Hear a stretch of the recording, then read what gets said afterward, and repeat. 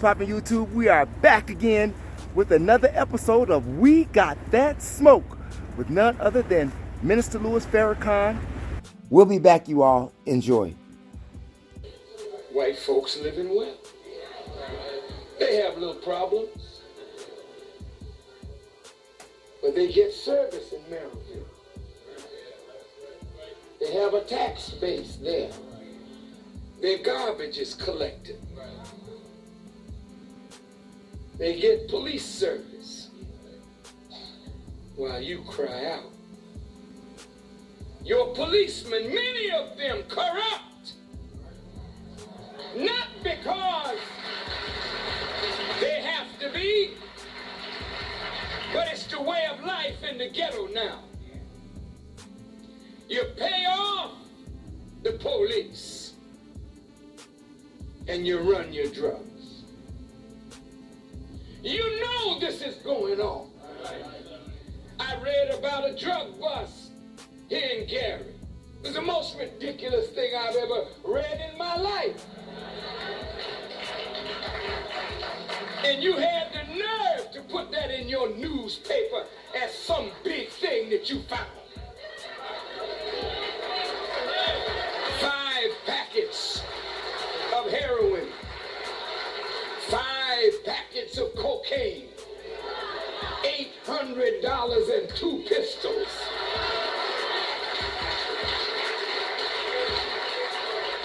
What happened to the drugs that you seized? And what happened to the money that you seized?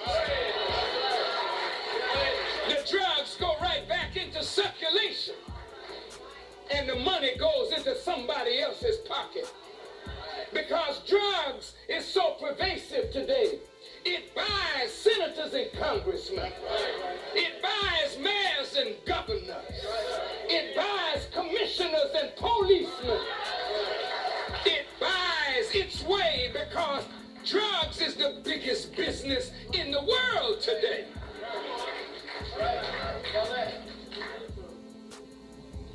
I don't mean to make anybody uneasy.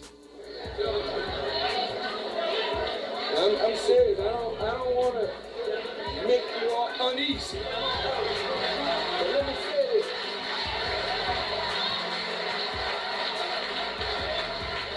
Brother Farrakhan, don't invite me no place if you don't want to hear the truth. Because I don't know nothing to do but to tell the truth. I once heard Malcolm say that if you throw a stone in the midst of a bunch of dogs, the only one that hollers is the one that got hit. So if you're innocent, you ain't got nothing to worry about. But if you're guilty, I'm here to tell you, straighten yourself up. Because the whole community is dying because of corruption.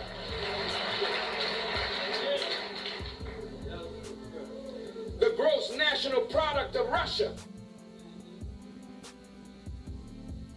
was second only to America, $1.8 trillion. But the drug market internationally is $1.6 trillion, which means that drugs has become a superpower. The drug merchants buy superior weapons. The drug merchants have sophisticated electronic equipment. It's big business. And we are the ones that are paying the price so that a few of us might live better while the rest of us die in misery. This crack cocaine, it is a chemical manufactured. It is manufactured to give pleasure to the pleasure centers of the brain. I used to think, Reverend, that drugs was unnatural. We don't need drugs. We need air, water, milk. We need bread. I didn't know that there's a human need for drugs. What do you mean, Farrakhan? Just wait a minute.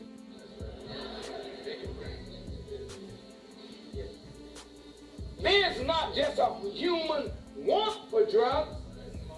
There's a human need for drugs. This that God gave us, the brain, it is a drug factory.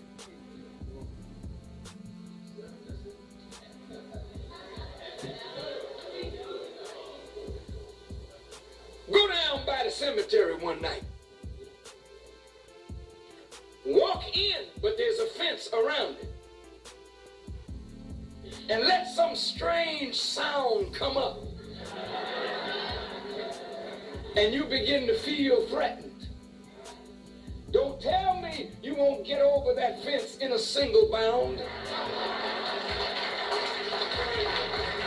If you've ever been frightened, you can run faster when you're frightened. You can fight harder when you're frightened. You can jump higher when you're frightened. Then the next day you go back to the same fence that you got over the night before, but this time you're not frightened and you wonder how I got over.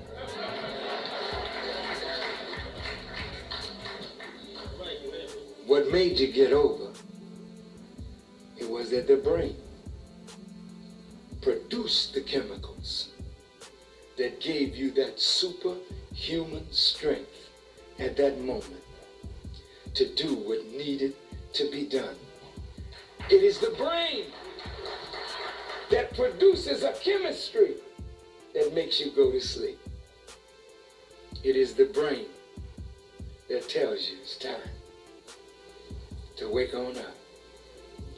When you're under undue stress and you're receiving pain, it is the brain that produces something like morphine that eases your pain. When you suffer ordinary trauma or shock like the death of a loved one and you need comfort, the brain produces what you need. And that's why you survive the loss of mama, the loss of your husband, the loss of your wife, the untimely death of your child. When the trauma hits you, you don't think you can make it one more day, but the brain, that which God created, gives you what you need to go through the trying times. But you know what? That's normal stress. But when you have coming from the outside pressures that are not normal, stress that is not normal, producing shock and trauma that is not normal, you deplete the supply that the brain gives. Then you need an external stimulus. And that's why insanity is going rampant in the black community. All of a sudden, you can't handle it anymore. And you don't know why you can't handle it, but you've depleted your mind of that vital chemistry that keeps the balance. And so you go to a doctor and he prescribes a medicine, and it is a synthetic representative of the chemical that the brain produces. And then when you ingest that chemical, all of a sudden you can handle things again. And then they tell you, you got to keep taking this medicine for the rest of your life.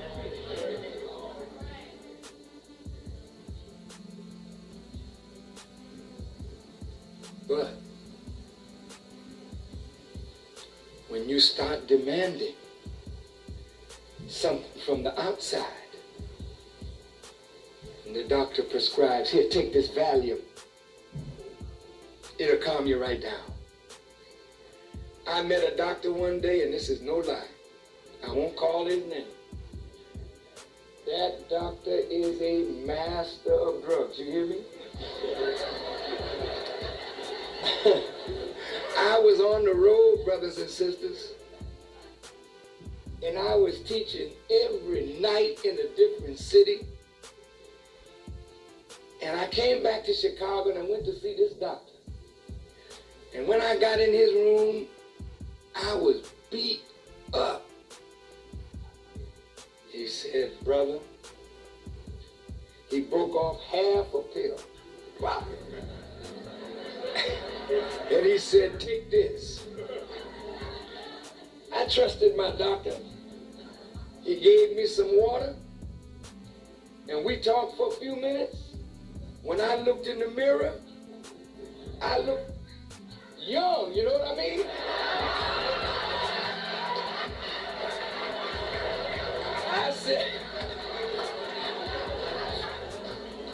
I said, that's some pill. Make an old man look young. I'm not lying to you. When I looked in the mirror, I knew I looked 15 years younger than when I came in that man's office. He said, Brother Farrakhan, if you're going on the trip, take this with you. I ain't lying. I had a bag. If they had arrested me, I don't know what was that stuff. But that man said, you tired? Take this one. But after you finish, you want to go to sleep, you take this one. So I was fired up for that one. What they were is uppers and downers. But I didn't need that stuff. When I got out to California, I was at Stamford, Connecticut. And I realized this thing here was making me an addict. I don't need this kind of stuff. I threw the bag away. When you trust your doctor, the doctor is the person that you say knows. What he was doing was giving me pills that are synthetic representatives of what the body naturally produces if the body is healthy and not used up. What am I saying? I'm saying that there's a need now in America for drugs, because America, more so than any country on earth, is the drug-consuming capital of the world. Though America has better roads, better streets, better transportation, better communication, better lifestyle than any country on earth, yet there are more drugs consumed in America than anywhere on earth. Do you know why? In the Quran, it reads, surely the shock of the hour is a grievous thing. The day you see it, every woman giving suck will forget her suckling, and every pregnant one will lay down her burden. And you will see men as drunken, but they will not be drunk. Surely the chastisement of Allah will be severe. What are you saying, Farrakhan? America is under divine chastisement. And the chastisement on America is so great that you are calling for what your body can't produce. Since you lack the faith that would stimulate the brain to produce whatever you needed, When your faith is gone, then you can't produce from your body what you need in the name of God to go through what God is bringing about. Look at this now. So when the shock of the hour comes and loss is coming, loss of power, loss of prestige, loss of jobs, loss of your mind, loss of friends, loss of the ambitions that you dreamed about as a young man, you're disappointed because everything you wanted to see has failed in front of your eyes. In the package store says here, take some Courvoisier. Here's some J&B. Here's a reefer. Here's some coke. And everybody right now is drugged up. You get on an airplane, you have to pray.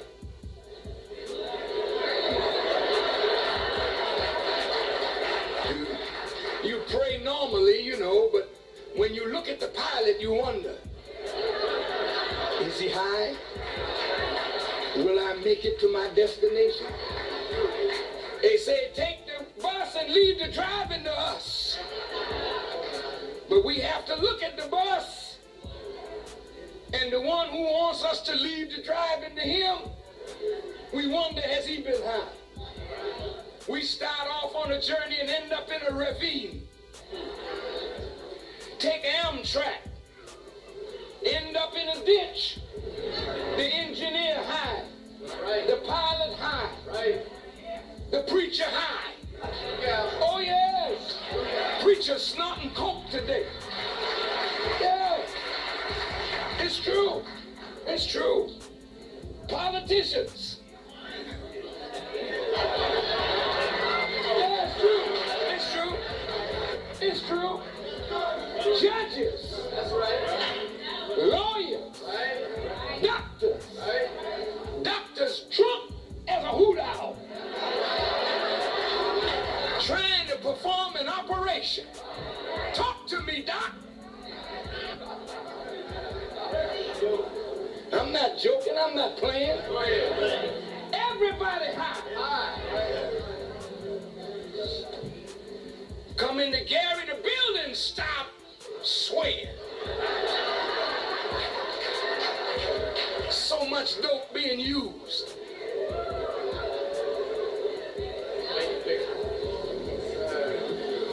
Can you imagine them jumping on Mayor Barry? Right. And some of us joined them. Isn't it a shame? Sure it is. I was given an interview to the Washington Times, and they said to me, Minister Farrakhan, we hear you've been married for 37 years to the same woman, and you have a good reputation, and we want to ask you, as a family man, as a man that has stayed with one woman for 37 years, do you think that a person who is a substance abuser and a womanizer should hold public office? I said, who are you talking about? John Kennedy?